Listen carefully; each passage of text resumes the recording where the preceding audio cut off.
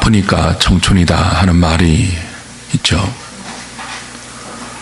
저도 청춘을 조금은 아프게 보낸 것 같습니다.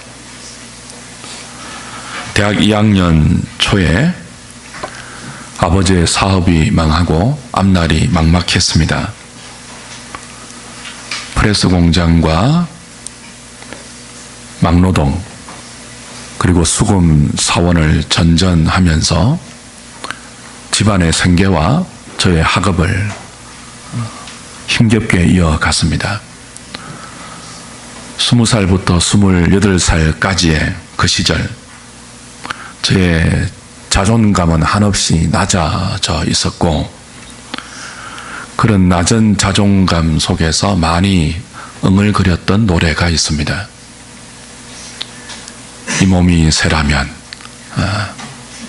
이 몸이 새라면 독일 동료이죠. 나라가리. 저 건너 보이는 작은 섬까지 날아가고 싶었습니다. 지금과 같은 믿음이 없었던 그때입니다. 저는 교회를 다니면서도 왜 이렇게 하나님께서 나를 힘들게 하실까? 우리 가정은 왜 이렇게 어려울까? 내 삶은 다른 친구들에 비해서 왜 이렇게 고통스러울까? 그런 생각이 떠나지 않았어요. 매번 오늘은 다른 태양이 뜰까? 내일이면 나아지겠지? 그런 기대를 갖고 하루를 살았습니다. 근데 또 매번 그 기대가 속절없이 무너지는 절망적인 현실이 반복되면서 저는 새가 되고 싶었습니다. 차라리 새가 되어서 오늘 나의 이 현실과 다른 곳으로 훌쩍 그리고 훨훨 날아가 전혀 다른 새로운 삶을 살고 싶었습니다. 오늘 여기 계신 분들 중에도 저의 청춘 시절처럼 아프고 어려운 시간을 보내고 있는 지체들이 있을 것입니다. 건강의 문제, 경제적인 어려움, 인간관계의 고통. 특별히 5월에 가정의 달인데 내 가정이 내 문제의, 내 고통의 근원이라는 생각을 갖고 계신 분들도 계시겠죠. 특별한 어려움이 없다 할지라도 열심히 믿음의 삶을 살고 있음에도 불구하고 어쩌면 우리 중에는 지금 이 현실을 훨훨 뛰어넘어서 다른 삶을 살고 싶다 그런 생각을 하고 계시는 분들도 있을 것입니다. 이 모든 분들에게 저를 포함한 우리 모두에게 오늘 함께 읽은 이 시편 57편의 말씀이 우리에게 새로운 힘을 주고 새로운 믿음을 허락하시고 하나님의 위로하심이 부어지는 그런 은혜의 방편이 되기를 소망합니다. 시편 57편은 다윗이 사울을 피해서 굴에 있을 때 지은 노래입니다. 부제에 그렇게 되어 있죠. 사울은 이스라엘의 초대 왕입니다. 당시 절대 권력을 휘둘렀던 권력자이죠.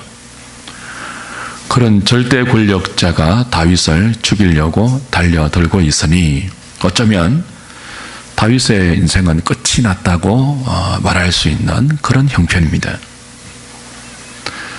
그렇게 다윗이 사울의 추적을 피해서 도망다니다가 이런 곳이 동굴입니다. 여기 굴이 어디인지 확실히 밝혀지지는 않았습니다. 여러 학설이 있습니다만 그 중에 확실한 견해는 아무것도 없죠. 다만 이제 더 이상 도망갈 곳이 없을 정도로 다윗이 막바지에 이른 것은 확실합니다. 갈 때까지 갔습니다. 오죽했으면 동굴에 숨었겠습니까? 사는 것이 사는 게 아닌 상황입니다. 먹는 것이 아닙니다. 자는 것이 자는 게 아닌 그런 다급한 현실이죠. 이때 다윗이 얼마나 절박하고 얼마나 다급했는지 4절은 이렇게 설명합니다. 4절 보십시오. 내 영혼이 사자들 가운데서 살며 내가 불사르는 자들 중에 누웠으니 곧 사람의 아들들 중에라. 그들의 이는 창과 화살이요 그들의 혀는 날카로운 칼 같도다. 자신이 마치 사나운 사자들 가운데 있는 것 같다고 노래합니다. 불붙는 불구덩이 한복판에 있습니다. 다윗의 느낌입니다. 굉장히 다급하고 위태로운 상황인데 수많은 사람들이 말로, 혀로, 이로 날카로운 칼과 창 같은 말을 뱉어내고 그 말들이 씨앗이 되어 사울과 여러 적대자들에게 다윗을 죽이는 무기가 되고 있고 그 열매 중에 하나로 사울이 다윗을 추적하고 있습니다. 왜 이런 상황이 다윗에게 생겼을까요? 왜 수많은 원수들이 말로서 다윗을 모함하고 음해하고 거기에 사울은 다윗을 죽이려고 군대를 동원하고 쫓아다니고 있죠? 다윗의 잘못 때문이 아닙니다. 다윗이 사울에게 잘못한 일이 없습니다. 다윗이 이스라엘에 사는 수많은 백성들에게 미움을 받고 공격을 받아야 할 이유가 없어요. 그가 한 일이 있다면 사울이 벌벌 떨고 이스라엘 백성들이 벌벌 떠는 그 블레셋의 골리앗 앞에 믿음으로 나아가 하나님의 이름으로 골리앗을 죽인 것밖에 없습니다. 그런데 그것 때문에 백성들이 사울보다 다윗을 더 좋아했죠. 그래서 사울의 마음에 시기가 들었고 사울이 다윗을 미워했습니다.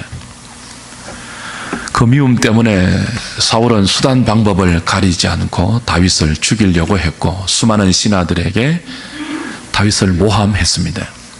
누명을 덮어 씌웠습니다. 잘못한 일이 없는데 죽을 만큼 잘못을 저지른 적이 없는데 모함을 당하고 억울한 누명을 쓰면서 죽음의 자리까지 내몰리고 있는 다윗의 절박한 형편입니다. 그래서 6절에 다윗은 이런 때에 자신의 심정을 이렇게 토로합니다. 6절 보십시오. 그들이 내 걸음을 막으려고 그물을 준비하였으니 내 영혼이 어떠하다고요? 억울하다 그랬습니다. 억울할 만하지 않습니까? 여러분 혹 억울한 일을 당한 적이 계십니까? 어떻던가요? 잠이 오시던가요? 밤이 넘어가시던가요? 내가 그런 말을 한 적이 없어요. 내가 그런 일을 한 일이 없어요. 그런데 그런 말을 했다고 해요. 그런 일을 했다고 해요. 그리고 수많은 사람들이 그 거짓말에 속아서 나를 오해하고 심지어 나를 죽이려 해요. 억울하죠. 그 억울한 일을 생각만 하면 잠도 오지 않고 밥도 넘어가지 않고 분해서 속에서 뭔가 올라오지 않던가요? 손에 일이 잡히지 않죠. 억울해서. 지금 다윗이 있는 굴은 절박한 다급한 동굴인 동시에 억울함의 동굴입니다. 그런데 그 억울한 다윗이 자기 입으로 억울하다고 말하거든요. 6절에서 내 영혼이 억울하다 그러잖아요. 그런데 그 억울함을 느끼고 있는 다윗이 그 동굴에서 그 그 억울함의 동굴 안에서 억울함을 넘어서 노래하고 있습니다. 하나님께 감사하고 있습니다. 그게 시편 57편이거든요. 하나님께 찬양하고 있습니다. 저는 오늘 그 억울한 동굴 안에서 그 다급한 죽음의 위기 앞에서 억울함을 넘어 하나님이 주신 찬송과 감사로 그 동굴을 예배의 현장으로 만들고 있는 이 다윗에게 부어졌던 그 은혜가 저의 청춘 시절에 새가 되어서 현실을 부정하고 그 현실을 좀 훌훌 날아서 전혀 다른 삶을 살고 싶다는 마음을 가지고 있는 우리 모두에게 동굴을 예배의 처소로 만들고 새가 되어서 날아가지 않더라도 여기서 하나님의 현존을 경험하면서 믿음으로 다시 일어나는 그런 은혜가 있기를 바랍니다. 다윗이 하고 있는 동굴 안에서의 찬송을 한번 보십시오. 7절이죠. 하나님이여 내 마음이 확정되었고 내 마음이 확정되었사오니 내가 노래하고 내가 뭐 하겠다고요? 찬송하리이다 합니다. 동굴 아닙니다. 8절은요. 내 영광아 깰지어다 비파야 수고마 깰지어다 내가 새벽을 깨우리로다 그랬습니다. 새벽은 가장 캄캄한 물리적인 시간이죠.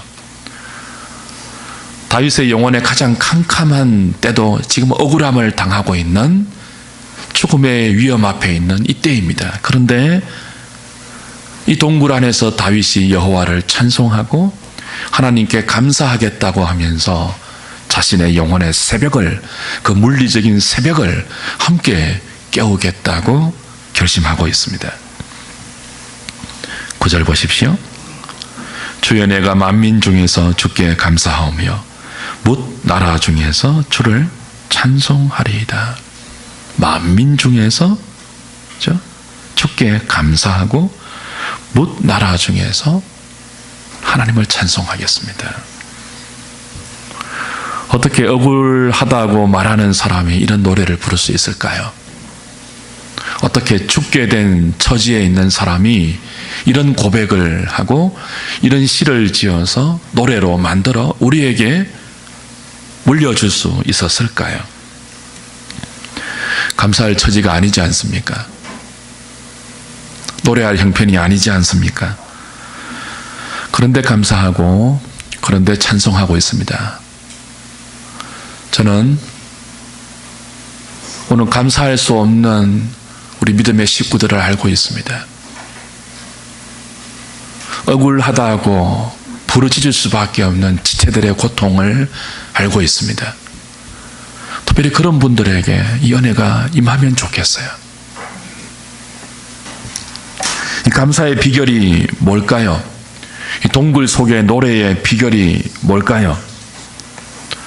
살다 보면 저와 여러분들도 이런 동굴을 지나올 때가 있습니다. 이런 동굴을 맞이할 때가 있습니다.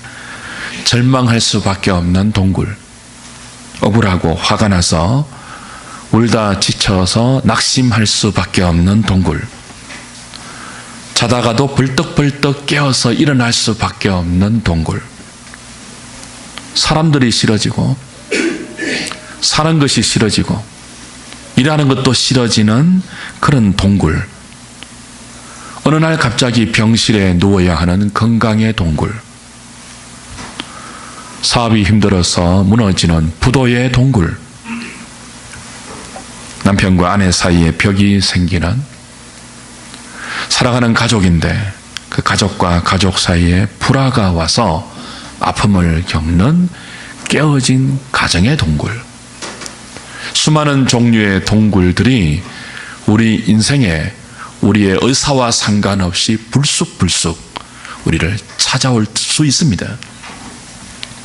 그게 인생이지 않던가요? 그때 새가 되어서 훌훌 날아갈 수도 없고 어떻게 해야 될까요? 그 동굴에서 어떻게 감사할 수 있을까요? 1절 다시 보십시오. 같이 읽겠습니다. 시작. 하나님이여 내게 은혜를 베푸소서. 내게 은혜를 베푸소서. 내 영혼이 주께로 피하되 주의 날개 그늘 아래에서 이 재앙들이 지나기까지 피하리이다. 이게 1절에서 가장 중요한 말이 있습니다. 하나는 은혜를 베푸소서 하는 것이고 또 하나는 주께 피한다 하는 말입니다. 같이 한번 따라해 볼까요? 은혜를 베푸소서. 주께 피하라. 지금 이 억울함의 동굴, 이 다급함의 동굴, 이 원통하고 절망적인 이 동굴, 목숨이 경각에 달려있고 하루하루가 보장되지 않는 이 꼼짝할 수 없는 이 동굴에 갇혀있는 이때에 필요한 것이 무엇입니까? 은혜입니다. 하나님의 은혜입니다. 동굴 속에 있는 우리의 인생 가운데 가장 필요한 것이 하나님의 은혜예요.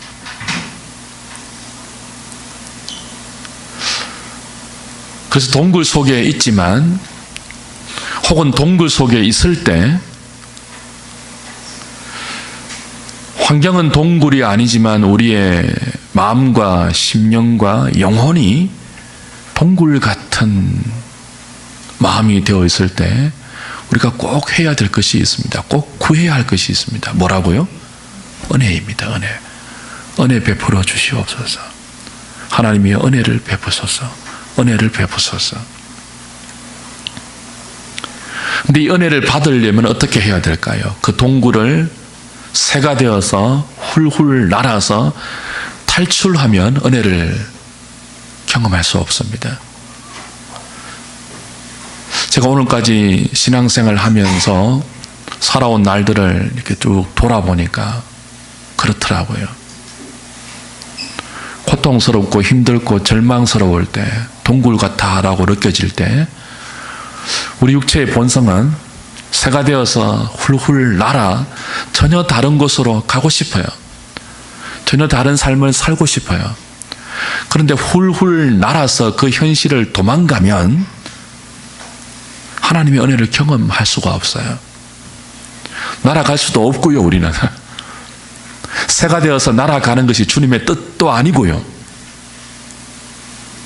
그 동굴 속에 있어야 하는데 그 동굴 속에 있으면서 어떻게 해야 한다고요? 은혜를 베푸소서. 은혜를 베푸소서. 그 은혜를 구해야 합니다. 은혜를 받으려면 새가 되어서 훨훨 날아가는 것이 아니고 병아리가 되어서 어미의 날개 아래 숨어서 피해야 돼요. 그게 1절에 있는 다윗의 고백입니다. 주의 날개 그늘 아래로 내가 피하리이다. 내가 주께로 피하리이다. 새가 되어 훌훌 날아가고 싶은 그때 뭐가 되라고요? 병아리가 되십시오. 어미닭이 품는 그 어미닭의 날개 그늘 아래 숨어서 피하는 병아리가 되어서 은혜를 베푸소서. 은혜를 베푸소서. 하나님께 부르짖어 기도하는 것. 주님의 은혜 없이는 나는 이 동굴을 나갈 수 없습니다. 베푸시는 주님의 은혜 없이는 나는 먹을 수도 없습니다. 억울해서 잘 수도 없습니다. 베푸시는 주님의 기이한 인자가 없다면 나는 이 절망을 탈출할 수 없습니다. 새가 될 수도 없고 어떻게 하겠습니까? 불쌍히 보아주시옵소서. 은혜를 베푸십시오. 은혜를 베푸시는 그 하나님의 그 주님의 은총의 날개 그늘 아래 기도의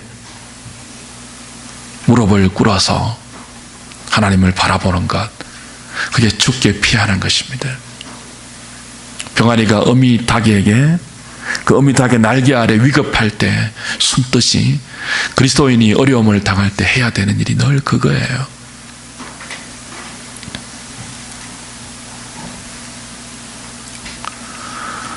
사람 찾아가고 싶은 생각이 늘 듭니다. 어려움을 당하면 머릿속에 나를 도와줄 수 있는 인생들이 스치고 지나가죠.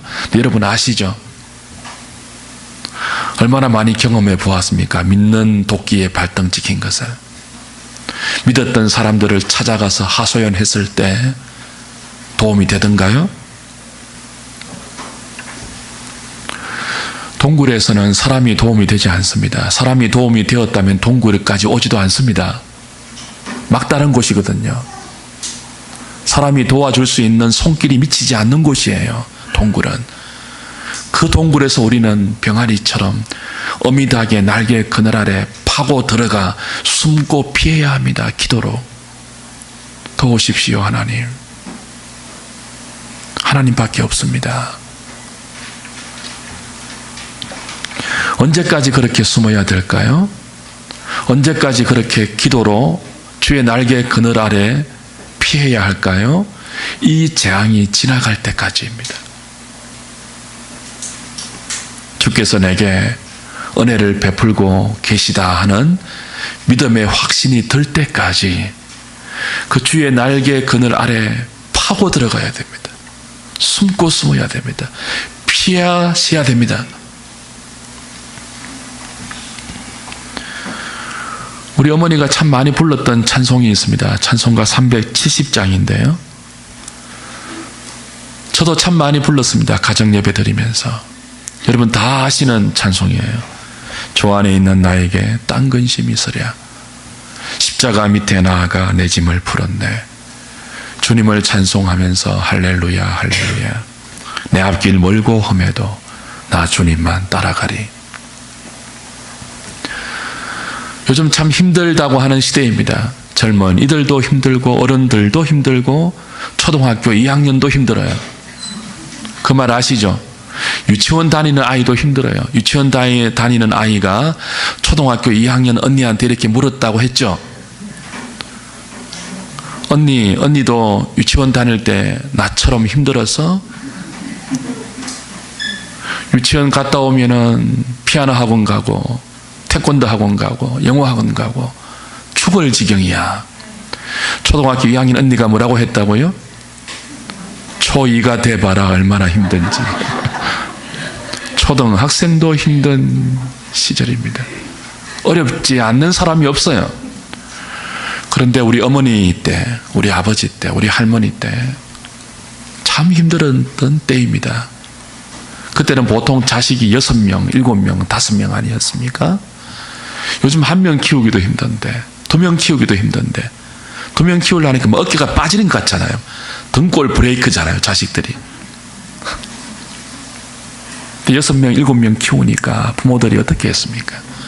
허리가 남아 돌아가겠습니까? 다 꼬부장해지죠. 요즘 어른들은 꼬부장하지 않아요. 근데 옛날 어른들은 다 허리 굽었습니다. 자식들이 등골을 빼먹어서 그래요. 다 다리가 굽었다고요. 어른들은 그렇게 어려운 시절을 사셨죠.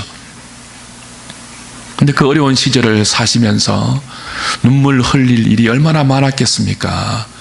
걱정할 일이 얼마나 많았겠습니까? 바람 잘 날이 아마도 없었을 거예요. 그런데 그 시절을 살았던 우리 믿음의 어머니들, 믿음의 아버지들, 믿음의 선배들은 이 찬송을 부르죠. 주 안에 있는 나에게 딴 근심 있으랴. 왜 근심이 없었겠습니까? 근심하려면 왜 근심이 없었겠습니까? 그런데 그분들은 이 찬송하면서 근심을 십자가 밑에 들고 나아가 내 짐을 풀었네. 기도로 하나님께 부르짖고 하나님 도와주십시오. 하나님 살려주십시오. 그 믿음의 그 아버지, 어머니, 할머니들이 가졌던 신앙적인 지식이 지금 이 시대처럼 이렇게 탁월하지 않았을 거예요. 굉장히 그 믿음의 수준이, 그 지식적인 수준이 요즘 우리처럼 뭐 그렇게 뭐 교의학 배우고 그런 것 없었잖아요. 뭐 그들이 도르트시인 줄 알았겠습니까? 하이델베르그 요리문답 알았겠습니까? 그저 어려우면 하나님 도와주세요. 죽겠습니다. 살려주세요. 그게 병아리가 어미닭의 날개 아래 피하여 숨는 것이거든요. 근데 그분들은 그 시절을 그렇게 기도하면서 믿음으로 버텼죠. 새가 되어서 훨훨 날아갈 생각도 못 하시고 그저 이것이 자신들의 숙명인 줄 알고 그 수많은 시댁들, 그 생각하면 끔찍하지 않습니까? 시댁이 뭐 한두 가정도 아니에요, 뭐. 그죠? 또 그 시대의 아버지들은 뭐 첩이 한두 명도 아니에요, 뭐. 우리 할아버지 그랬거든요. 그 시절을 할머니들이 견뎌낸 것이 뭐예요? 기도예요, 기도.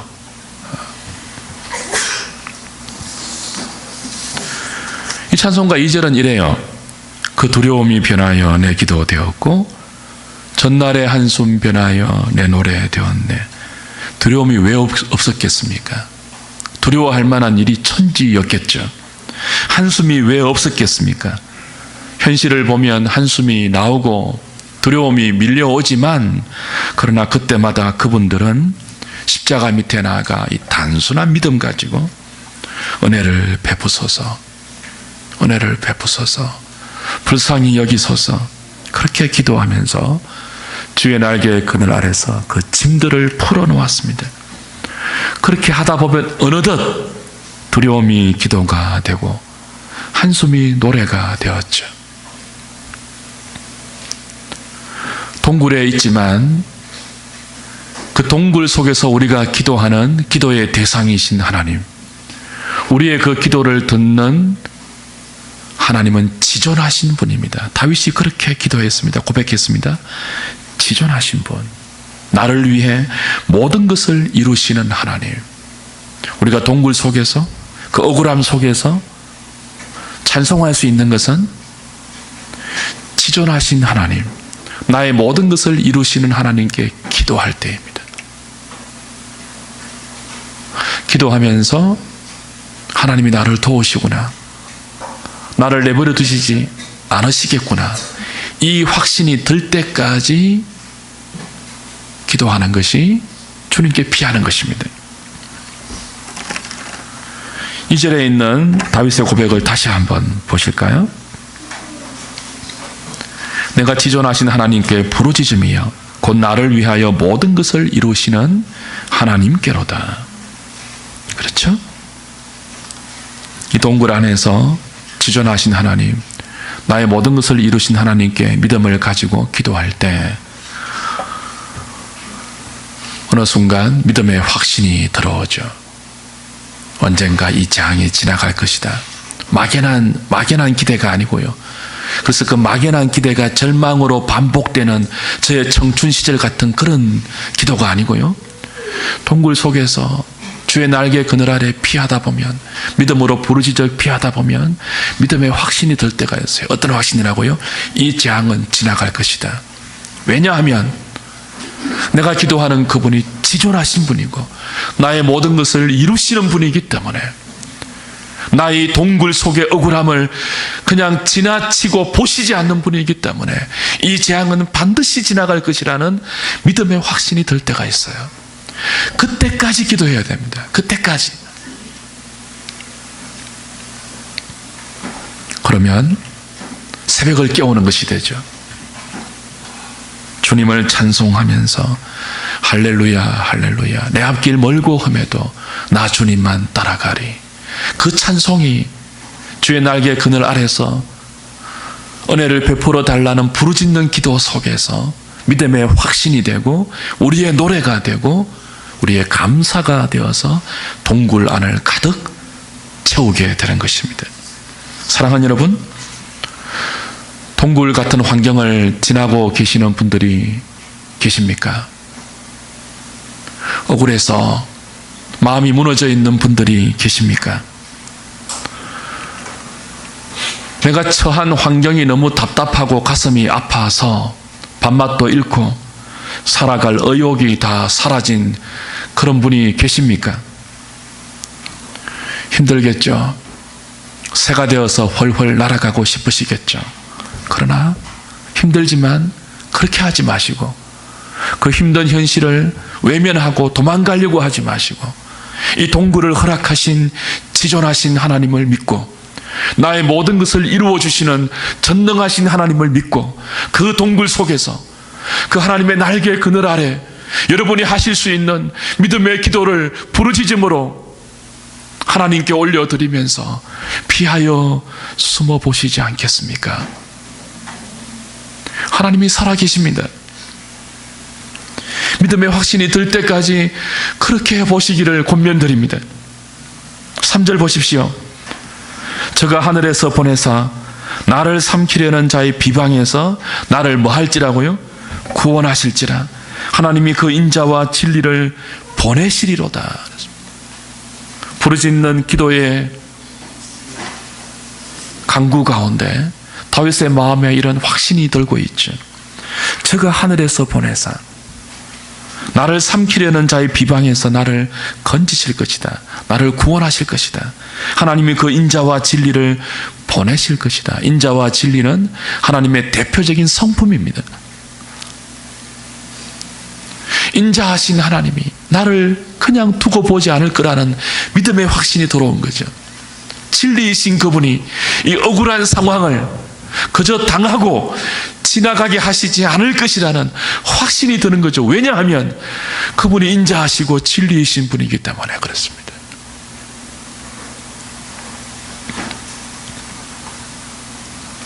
그 확신이 7절, 8절, 9절, 10절의 찬송과 노래와 감사로 이어집니다. 하나님이여 내 마음이 확정되었고 내 마음이 확정되어 사오니 내가 노래하고 내가 찬송하리로다. 내 영광아 깰지어다. 비파야 수고마 깰지어다. 내가 새벽을 깨우리로다. 주여 내가 만민 중에서 주께 감사하오며 열방 중에서 주를 찬송하리이다. 대저 주의 인자는 커서 하늘에 미치고 주의 진리는 궁창에 일어나이다. How I Met Your Mother라는 미국 드라마가 있습니다. 우리 집사람이 미 드라마를 자주 보더라고요. 저는 드라마 거의 안 보는데 언젠가, 굉장히 오래전입니다. 언젠가 이 미 드라마 중에서 이런 장면이 굉장히 아직도 제 기억에 남아 있습니다. 에피소드인데요. 스텔라라는 여자 주인공이 속도 위반으로 차를 빠르게 몰고 있었습니다. 어느 순간 경찰이 스피드건을 가지고 스텔라 앞에 나타났습니다. 숨어 있다가 스피드건을 쏘고 나타난 거죠. 아가씨가 여기 올 줄 알고 내가 온종일 기다리고 있었어.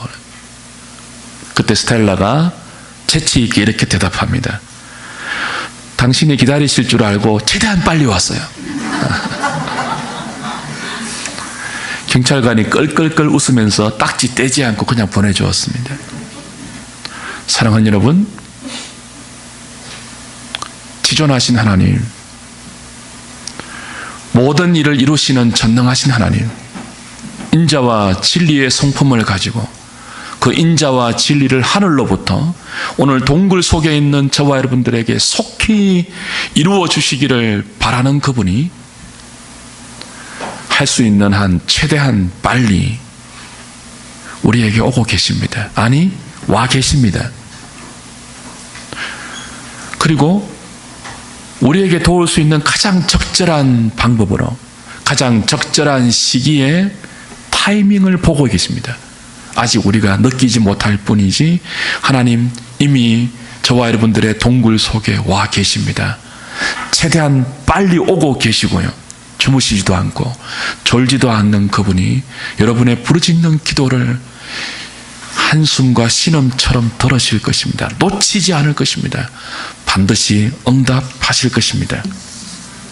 그 믿음이 들고 그 확신이 들 때까지 새가 되어서 훨훨 날아가시려고 하지 말고 주의 날개 그늘 아래 병아리처럼 파고 들어가 숨고 피하고 부르짖고 하나님을 찾아보십시오. 그 절망적인 여러분의 동굴 속에도 주의 인자는 커서 하늘에 미칩니다. 주의 진리는 궁창에 미칩니다. 그렇게 높고 위대한 분이 우리 기도의 대상이고 믿음의 대상인 삼위 하나님이십니다. 오늘 삼위 하나님을 예배하는 저와 여러분들에게 이 믿음과 확신이 주의 날개 그늘 아래 피하는 모든 분들에게 풍성히 그리고 아낌없이 허락되는 그래서 감사와 찬송과 노래가 우리 입술과 우리 심령에 맺히는 그런 일들이 있기를 주님의 이름으로 축복합니다. 기도하겠습니다.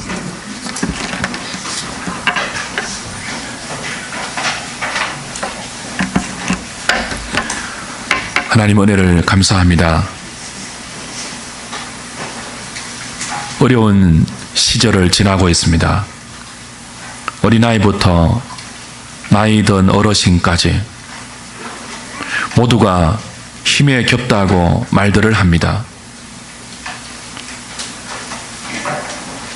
수많은 종류의 동굴이 우리 인생 앞에 우리의 의사도 물어보지 않고